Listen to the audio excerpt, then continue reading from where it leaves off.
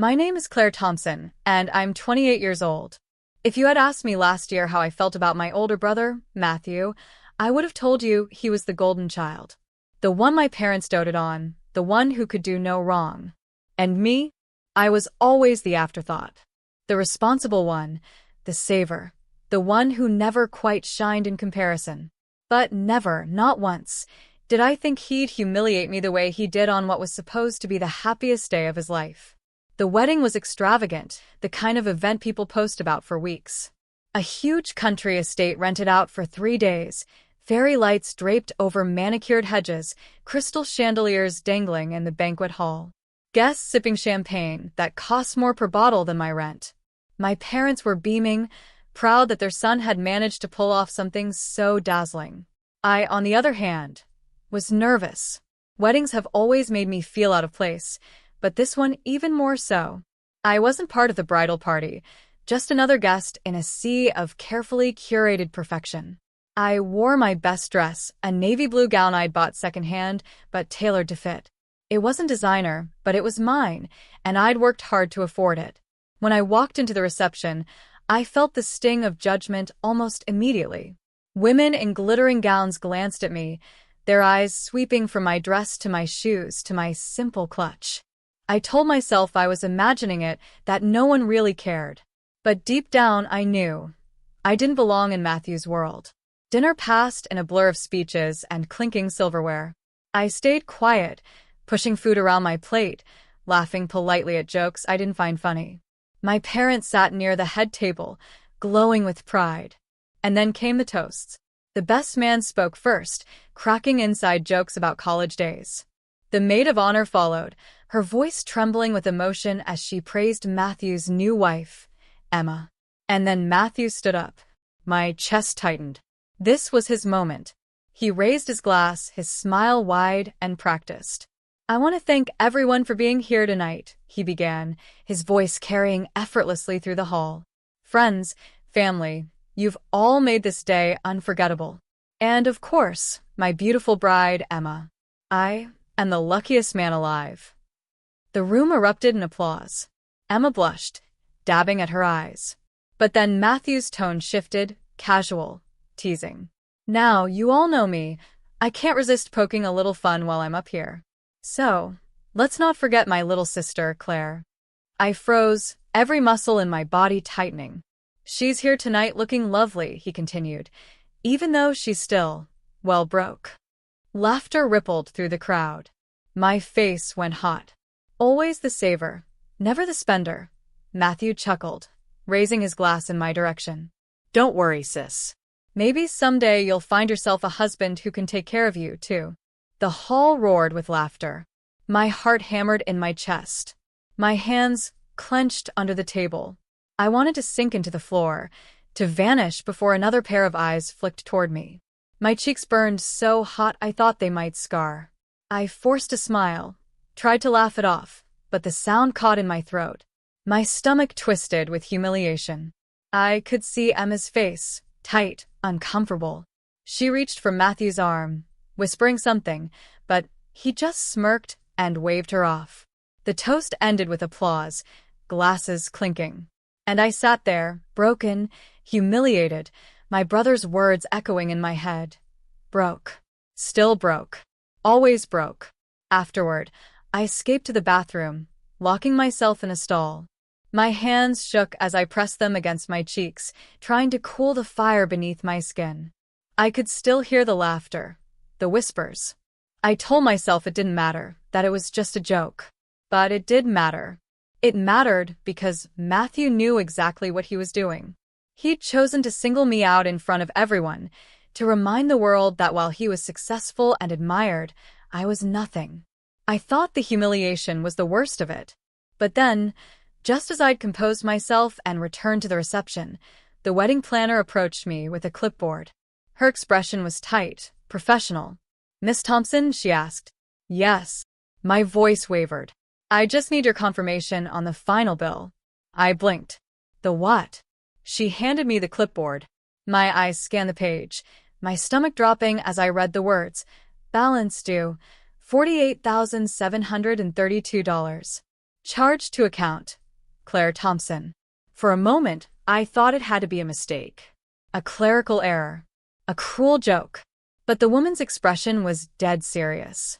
Your name is listed on the contract as the responsible party, she said briskly. I'll need payment arranged by the end of the week. The room spun. My throat went dry. No, I croaked. No, that's impossible. I didn't sign anything. Her brow furrowed. The paperwork was filed months ago, with your name, your details. Laughter rang out behind me. Jason and Marissa, two of Matthew's groomsmen, were pointing in my direction, whispering. I caught my brother's smug grin from across the room, his glass raised again. And that's when it hit me. This wasn't a mistake. This wasn't a coincidence. Matthew had planned this. He hadn't just mocked me during his toast. He had set me up, knowing full well how much this would destroy me. My vision blurred with tears as I stared at the bill in my hands. The betrayal was so deep, so calculated. It left me breathless. And for the first time in my life, I realized something. My brother didn't just see me as the broke little sister. He saw me as a target. And I wasn't sure I could survive what he'd just done to me. I couldn't breathe. My fingers trembled as I held the clipboard, the numbers glaring up at me like a cruel joke. Nearly $50,000. My name printed neatly at the top. This has to be a mistake, I whispered. I never signed this. I would never. The wedding planner shifted uncomfortably, lowering her voice. Miss Thompson, the contract includes your full name, address, and contact details. Whoever filled it out knew personal information only you would have. The room around me felt distant, muffled by the roaring in my ears. Guests were still clinking glasses, music swelled from the band, and yet I stood frozen, a clipboard in my hands that felt heavier than iron chains. I looked over toward Matthew. He was laughing with his groomsmen, glass raised high, his new bride Emma smiling awkwardly beside him. When our eyes met, his grin widened, not warm, not brotherly, but triumphant. My stomach turned. I shoved the clipboard back into the planner's hands. I didn't do this. Someone forged my information. I'll prove it. She pressed her lips together, clearly caught between professionalism and sympathy. I understand. But until this is resolved, the contract stands. The estate requires payment. My throat burned. I don't have that kind of money. I couldn't even dream of it. Her gaze softened. Then I suggest you speak to your brother. He was the one overseeing most of the arrangements. Of course he was. I stumbled away, my legs shaking, the planner's words rattling in my skull. Speak to my brother. As if talking to Matthew would do anything but make me the punchline again. But I couldn't just ignore it. I found my parents near the head table, glowing with pride, chatting with relatives. My mother turned to me, her smile radiant. Claire, isn't it beautiful? Matthew's outdone himself. The words lodged in my throat. Beautiful. Outdone himself. If only she knew. Mom. I croaked, pulling her aside. Something's wrong. The planner just gave me the bill. It's in my name. $50,000. Her smile faltered. What? That can't be right. Dad overheard, frowning. What's going on? I explained quickly, my voice trembling, showing them the paperwork. Mom's hand flew to her mouth. Dad's face darkened. This is absurd, he said, his voice sharp. Claire wouldn't agree to this. Of course not. I snapped, my cheeks hot. You know I don't have that kind of money. Dad straightened, his eyes narrowing as he looked across the room at Matthew. He wouldn't, but even as he said it, doubt flickered in his expression. Mom shook her head. Tom, no. Not at his own wedding. I wanted to scream. Not at his wedding? This was exactly when he'd do it, when he had an audience, when he could humiliate me publicly and make it look like a joke. Dad marched toward Matthew, his jaw tight. Mom grabbed my arm, whispering, "Stay here. Let him handle it." But I couldn't stay still. I followed close behind, my heart pounding. Matthew turned as we approached, his smile cool. Dad. Claire. Everything okay? Dad slammed the clipboard onto the table in front of him. What is this? Matthew glanced at the papers, then back at us, his expression unreadable. The bill. You put it in your sister's name? Dad's voice was low, dangerous. Matthew shrugged, casual as ever. So, what if I did? The words hit me like a slap. My mother gasped. Matthew. He leaned back in his chair, smirking. Relax. It's just paperwork. We'll figure it out. Don't be so dramatic, Claire. Dramatic. My voice cracked. You humiliated me in your toast, and now you've saddled me with your debt. Do you think this is funny?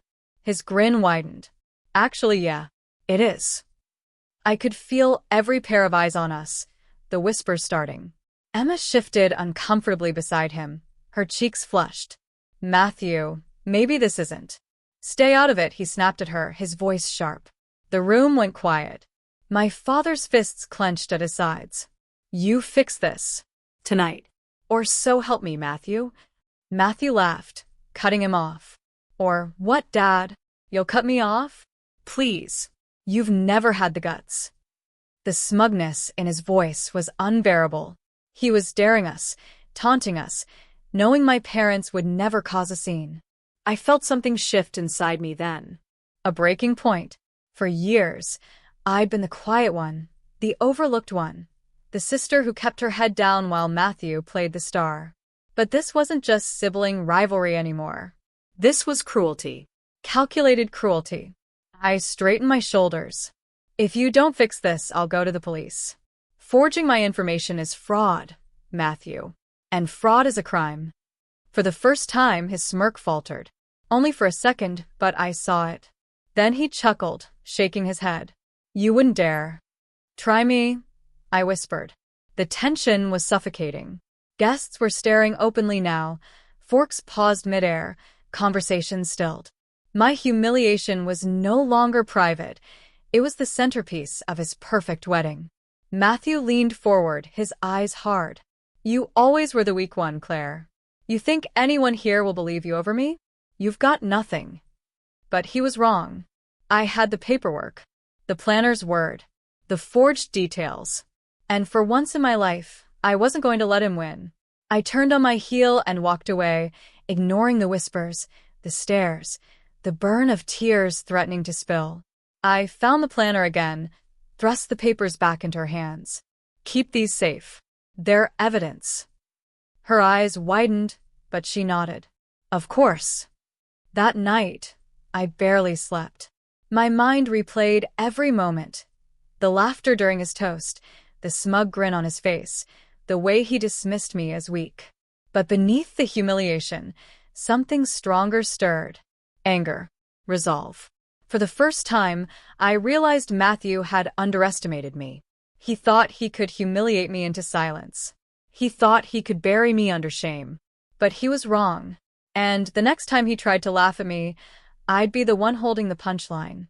The morning after the wedding, I woke up with a pounding headache, not from champagne, but from shame. The sound of laughter from Matthew's toast echoed in my ears. His smug grin burned into my mind. And the bill, the clipboard with my name scrawled across the top like a brand of ownership, haunted me.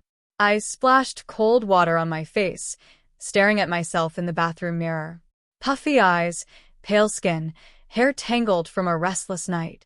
I looked like someone who'd lost a war. But wars aren't won in a single night. I straightened, gripping the counter. If Matthew wanted me to break, he'd have to try harder. I wasn't done.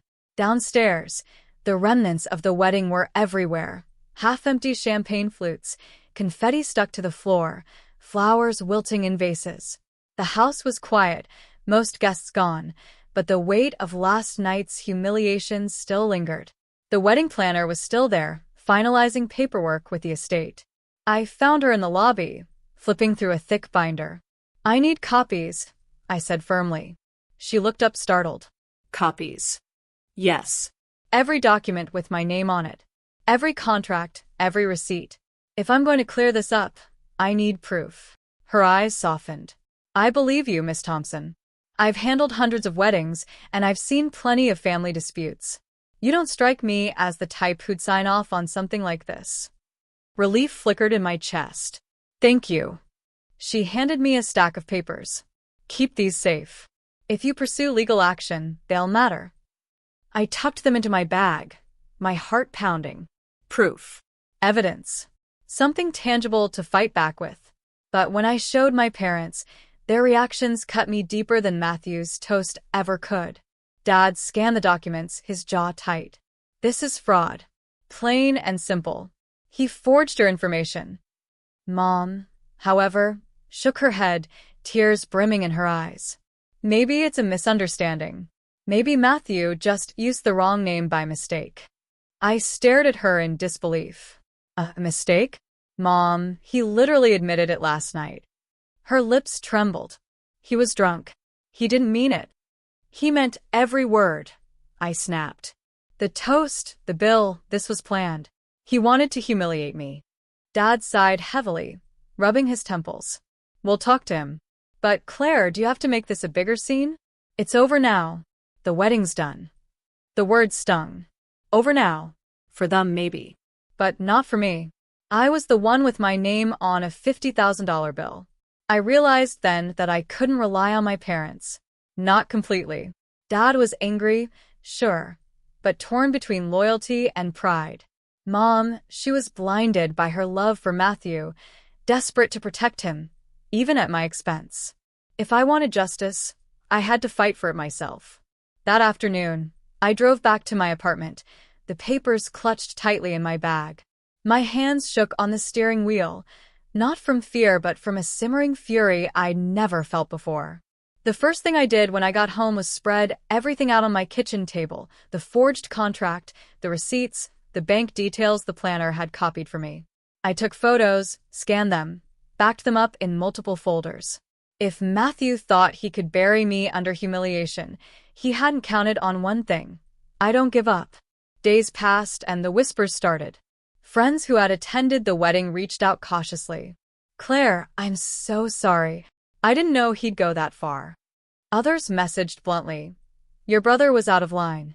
Everyone saw it. For once, I wasn't alone in my anger. People had seen it. People remembered the laughter, the smugness, the cruelty. But Matthew wasn't backing down. A week later, I got a message from him. Short. Sharp. Drop it, Claire. Don't embarrass yourself further. I stared at the words, ball rising in my throat. He was still playing the same card, banking on my silence, my fear of embarrassment. But I wasn't afraid anymore. I replied with a photo of the forged contract. Just that. No words. His response came minutes later. You wouldn't dare. Oh, but I would. The following weekend, my parents invited me to dinner. When I arrived, the atmosphere was heavy. Matthew was there, sitting at the table with Emma. He looked calm, smug, like someone who thought he'd already won. Mom served dinner in silence, her hands trembling. Dad cleared his throat. We're here to settle this. As a family. Good, I said, pulling the documents from my bag. Then let's start with this. I laid the papers on the table, my heart pounding. This is fraud. You forged my name, Matthew. You put me on the hook for your wedding. Why? He smirked, leaning back in his chair. Because you're weak. Because you've always been the one who scrapes by, the one who saves pennies while the rest of us live. I thought maybe you'd finally step up for once. Emma's face went pale. Matthew. Don't. I cut in, my voice sharp. This isn't about me stepping up. This is about you trying to break me. Dad slammed his fist on the table. Enough. Matthew, do you realize the position you've put your sister in? But Matthew just shrugged. So what? She'll get over it. She always does. That's when I realized something. He didn't think this was serious. He didn't think I'd fight back. To him, I was still the little sister who swallowed humiliation in silence. But this time, I wasn't going to swallow anything. I gathered the papers, tucking them back into my bag. My voice was calm, steady. You're wrong, Matthew. I'm not weak. And you're about to find out exactly how strong I can be. For the first time, his smirk faltered. I left the table without another word, my parents calling after me. My hands shook as I closed the door behind me, but my chest felt lighter. because I knew what I had to do. Matthew thought he'd buried me under shame, but all he'd done was hand me the shovel to dig him out of his lies. The papers sat on my kitchen table for days, staring at me like ghosts. Every time I walked past, my chest tightened. The forged contract, the receipts, my name scrawled where it didn't belong. It all screamed betrayal. But even louder was the question whispering in my head, do I really want to take this further? He was my brother, my parents' son, the boy who used to share Pop-Tarts with me before school, who once punched a kid for teasing me in 6th grade. And yet, the man he'd become, the man who mocked me as broke in front of hundreds of people, who forged my name to dodge a $50,000 bill, I didn't recognize him anymore. Still, blood ties are chains. They tug at your conscience even when you know you should cut them loose. On Monday morning, I carried the folder of evidence to a law office downtown. My hands shook as I approached the glass doors, my reflection staring back at me. 28 years old, wavy chestnut hair tied in a low ponytail, wearing the same navy dress I'd once worn proudly to job interviews. I didn't feel powerful. I felt like a fraud about to expose another fraud. The receptionist ushered me into a consultation room. Minutes later, a lawyer named Ms. Alvarez walked in. She was sharp-eyed, efficient, her presence filling the space. I laid out everything: the wedding, the toast, the humiliation, and finally, the forged contract. She examined the papers carefully, tapping her pen against the desk. This isn't just a family dispute, Miss Thompson. This is fraud. Depending on how he accessed your personal details, it could even extend to identity theft. The words hit me like a slap. Fraud. Identity theft. Heavy words that felt both terrifying and validating. But he's my brother, I whispered. Ms. Alvarez's gaze softened, but her voice was firm. Family or not, what he did is illegal. You're not just protecting yourself, you're setting a boundary. If he's willing to cross this line, what's to stop him from crossing others? I swallowed hard. So, what are my options? She outlined them. File a civil suit, report him to the police, demand repayment through mediation. Each path carried weight. None were easy. When I left her office, the folder felt heavier than ever. I sat in my car for nearly an hour, staring at the steering wheel, tears blurring my vision. Every step forward felt like betrayal of my parents, even though I knew the real betrayal had come from Matthew. That evening, my phone buzzed. It was a message from him. Heard you're running to lawyers now. Cute. Go ahead, Claire. See how far you get. You'll just embarrass yourself more. My blood boiled. Even now, he was mocking me, daring me, convinced I wouldn't have the backbone to follow through. I typed out a response, my fingers flying. This isn't a game. I have proof. Keep underestimating me. You'll regret it. I hit send before I could second-guess myself. The silence afterward was deafening. Later that week, I met with my parents again. Dad sat stiffly in his recliner, his face grim. Mom looked like she hadn't slept in days. You're really going through with this? She asked, her voice trembling. I nodded. He forged my name, Mom. He tried to destroy me in front of everyone. I can't just let that go. Tears spilled down her cheeks. But he's your brother. My son. Do you know what this will do to this family? Anger flared in my chest. Do you know what it's already done? Do you know what it felt like to sit there while everyone laughed at me, while he called me broke and then handed me his debt? I'm done being the punchline. Dad's jaw tightened. For once, he didn't defend Matthew. She's right, Linda. Enough is enough. Mom shook her head, whispering, families aren't supposed to sue each other. No, I said quietly. Families aren't supposed to destroy each other, either. The room fell silent. That night, I filed the paperwork. The following days were chaos. Matthew blew up my phone with calls, texts, voicemails laced with anger. At first, he denied everything. Then he threatened me. Then, when that didn't work, he tried guilt. You're tearing this family apart. You'll regret this when Mom never looks at you the same way again. Fine. Take it all. I'll make sure no one ever believes you. Each message cut, but each one also steeled me further.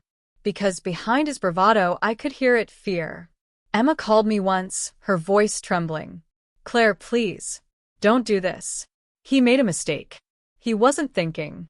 Don't ruin his life over one night. I almost softened. Almost. But then I remembered the clipboard in my hands, the laughter in the hall, his smirk as he raised his glass. I didn't ruin his life, Emma, I said coldly. He did. I'm just holding up the mirror. When word spread among relatives, the backlash was swift. Some called me brave. Others called me vindictive. A cousin messaged, "You're doing the right thing. He's always been a bully." But an aunt scolded me. "You don't air dirty laundry in public. You'll regret this." Through it all, I stood firm. The real shift came when I met with Ms. Alvarez again, this time with updated documents she'd pulled. She slid them across the desk, her eyes gleaming. "Your brother didn't just put your name on the contract," she said. "He used your social security number. This goes beyond fraud. This is criminal identity theft." My stomach dropped. He stole my identity. She nodded. "This isn't about a bill anymore. This is about protecting yourself from lasting damage." Shock coursed through me, followed by a cold clarity. He hadn't just tried to humiliate me. He'd tried to ruin me. Financially. Legally. Permanently. And suddenly, the guilt I'd been carrying, the fear of breaking the family, of betraying my parents, slipped away. Because Matthew had already betrayed me in every possible way. When I walked out of her office that day, the city lights blurred around me, my chest heavy but strong. For the first time in years, I wasn't the quiet, overlooked sister anymore. I was the one in control. And my brother? He was finally cornered. When Ms. Alvarez told me Matthew had used my social security number, something inside me cracked. It wasn't just about a bill anymore. He hadn't only tried to embarrass me in front of friends and strangers, he'd crossed into a place you don't come back from. He'd stolen something that tied to my very identity. The little sister in me, the one who still remembered our childhood forts and shared secrets, died in that moment. What remained was someone colder, sharper, determined. Still, knowing the truth and living with it were two different things. The fallout hit fast. Within days, Matthew came at me from every angle. It started with a voicemail. His voice was venomous, low and seething. "Claire. You self-righteous little snake. You think you've got me cornered? You don't know who you're messing with. Drop this, or you'll regret it." I deleted it, but the sound of his rage lingered in my chest. The next day, Mom called me in tears. "Your brother's devastated," she cried. "He says you're exaggerating. He says you're trying to destroy his marriage." "Mom," I said flatly, "he committed identity theft." Silence. Then a broken whisper. "He's still my son." That night, I sat in my apartment staring at the stack of documents, my hands trembling. The betrayal cut deeper every time I thought about it, but so did the loneliness. Because fighting your brother also meant fighting pieces of your family who couldn't, or wouldn't, see the truth. A few days later, I found out how far Matthew was willing to go. I was at work when my manager called me into her office. She closed the door, her expression serious. "Claire, we received some concerning information. Someone submitted an anonymous report claiming you've been misusing company funds." My blood ran cold. What? "That's not true." She sighed. "I believe you, but we still have to investigate." I left the office in a daze, my mind spinning. Anonymous report. Misusing funds. It reeked of Matthew. He couldn't scare me into silence, so now he was trying to ruin me professionally. That night, I called Ms. Alvarez. "He's retaliating," I said, my voice shaking. "He's trying to take my job." Her tone was steady. "That's what guilty people do. They lash out. Document everything. Every voicemail. Every report, every threat. It only strengthens your case." So I did. I saved every voicemail, screenshot every text, wrote down every interaction in a notebook. Slowly, the mess of my life turned into a file of evidence. But Matthew wasn't done. At Sunday dinner, Mom begged me to come home. Against my better judgment, I went. The moment I walked in, I felt the tension crackling in the air. Dad sat grimly at the head of the table. Mom fluttered nervously around the kitchen. And then Matthew walked in, Emma trailing behind him, her face pale. He didn't even look at me. He just sat down, poured himself a glass of wine, and smirked. Dinner was unbearable. Small talk fell flat, the silence louder than any words. Finally, Matthew leaned back, his eyes glinting. "So, Claire, still playing detective?" I stared at him, my jaw tight. "Still pretending you're innocent?" Mom gasped. "Please, not at the table." But it was too late. Matthew sneered. "You always had to stick up your ass. Saving pennies, acting holier than thou. Maybe if you weren't so pathetic, you wouldn't care so much about a little paperwork." "A little paperwork?" My voice cracked, anger boiling over. "You stole my identity, Matthew. You tried to ruin me. That's not a joke. That's not family. That's a crime." The room went silent. Dad's fists clenched against the table, his face thunderous. Emma whispered, "Matthew, stop." But he ignored her.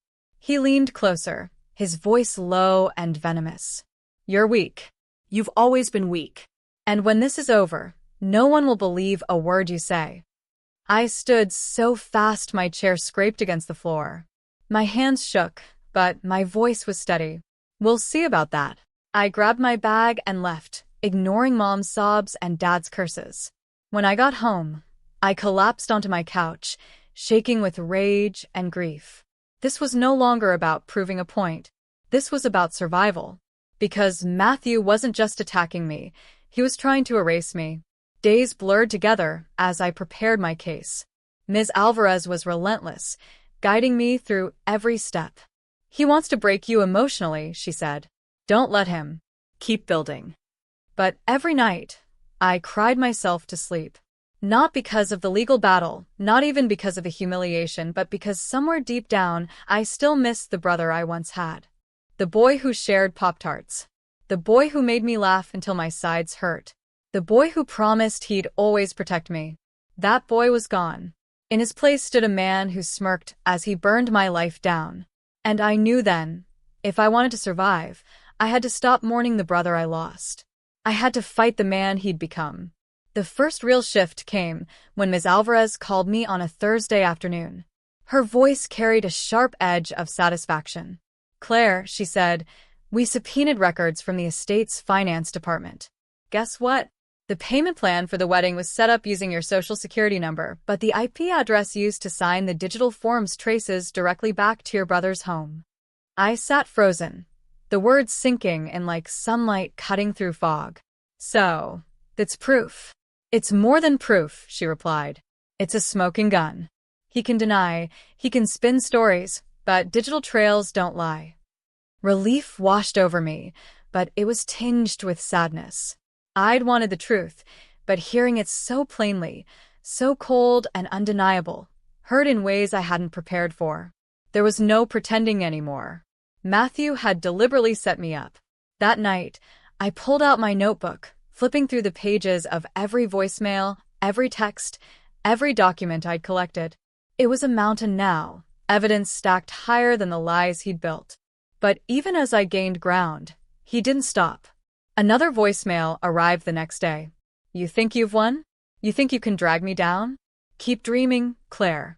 I'll drag you with me if I go." I played it twice, then saved it to the file. Every threat was another nail in his coffin. At work, my manager cleared me of the anonymous fund misuse report. She called me into her office, smiling softly. It was baseless. "We traced the report back to a fake email. Don't worry, your record's clean." Her expression turned stern. "But Claire, be careful. Whoever did this wanted to ruin you." I nodded, swallowing the lump in my throat. I didn't say it was my brother. I didn't need to. The following weekend, I went to my parents' house. It wasn't planned. I just needed to see them, to remind myself that family could still mean something. Mom greeted me with watery eyes, Dad with a stiff hug. Over dinner, the silence was heavy until Dad finally said, "Your lawyer called me. She updated us on the evidence." I froze. And his jaw clenched. "I believe you, Claire. I should have said it sooner. I'm sorry. My chest tightened, tears stinging my eyes. After weeks of doubt, those words meant everything. Mom, though, sat with her hands folded, her eyes red. I don't know how to forgive either of you, she whispered. Matthew, for what he's done. You for taking it this far. I reached across the table, my voice breaking. Mom, I didn't take it this far. He did. She looked at me, her gaze torn between love and grief. He's still my son. The words echoed like a curse. That night, I lay awake in my childhood room, staring at the glow-in-the-dark stars still stuck to the ceiling. I thought about all the times I'd envied Matthew, the praise he got, the attention he commanded. And now I pitied him, because underneath it all he was hollow, empty, desperate enough to steal from his own sister just to keep the illusion alive. A few days later, Ms. Alvarez called again. Claire, I have good news. The DA's office is reviewing your case. With the evidence we've gathered, they may pursue charges.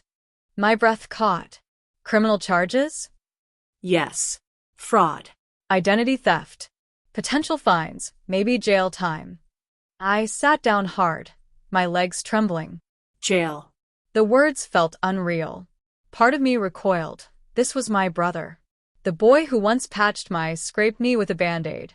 The man who danced with me at his prom when his date was late. Could I really stomach the idea of him behind bars? But then I remembered the clipboard. The laughter. The way he'd sneered. So what if I did?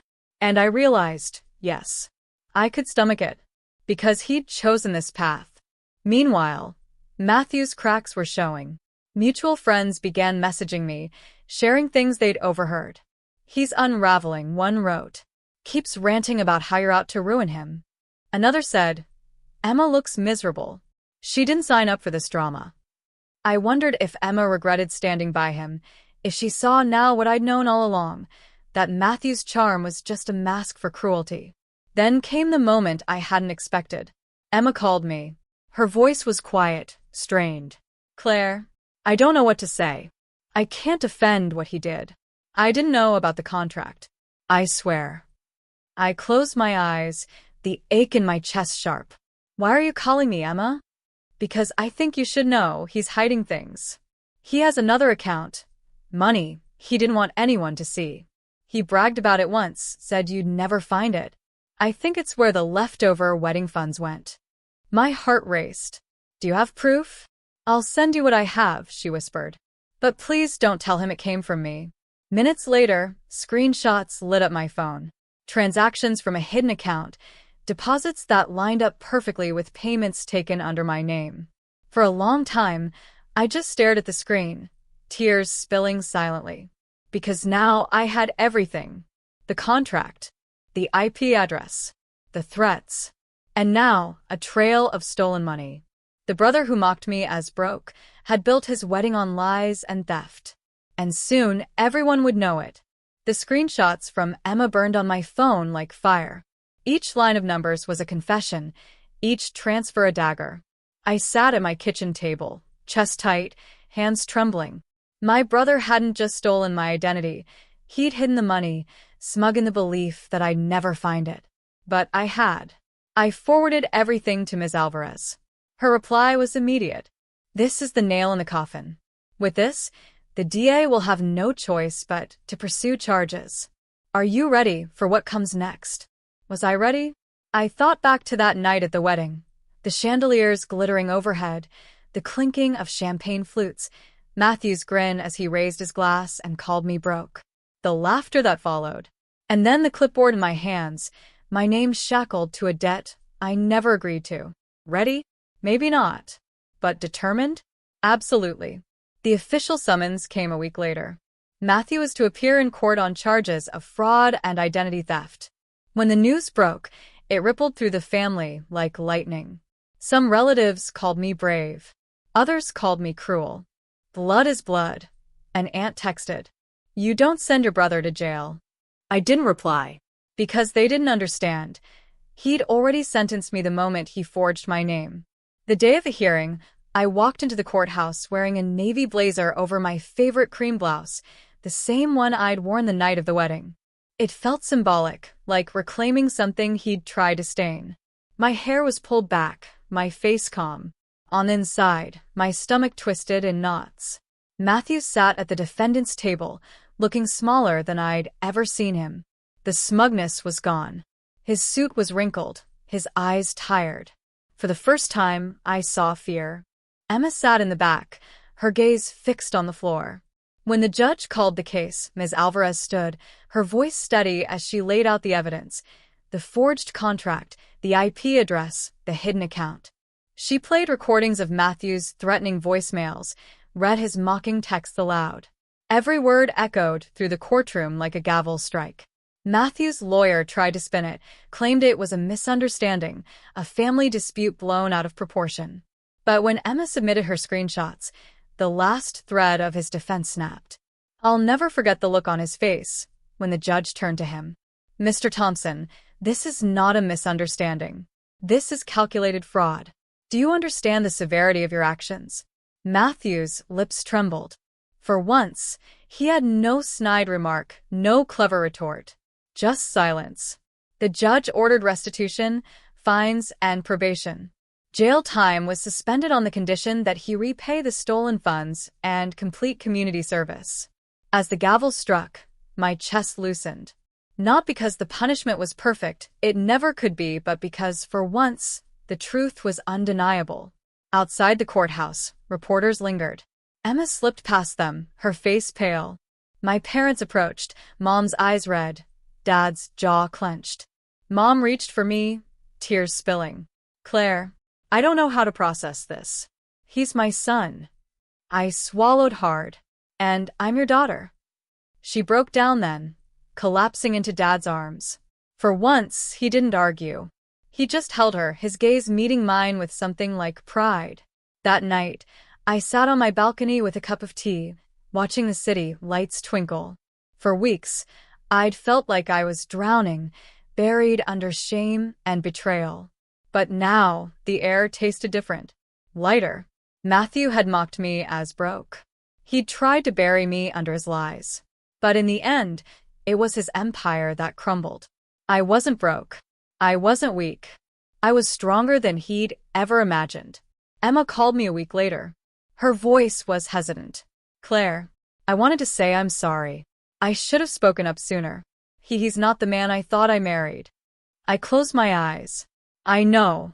Thank you for helping me. You didn't have to. She exhaled shakily. I think I did. You deserve the truth. When the call ended, I sat in silence, staring at my reflection in the dark window. For the first time, I didn't see the girl who sat humiliated at a wedding table. I saw a woman who had faced betrayal and chosen to fight. And in that moment, I understood. Revenge wasn't the gavel striking or the fines imposed. Revenge was standing tall when they expected you to crumble. Revenge was reclaiming your name, your dignity, your power. The wedding had been Matthew's stage. The courthouse had been mine. And this time, the applause wasn't laughter at my expense. It was justice echoing in my favor.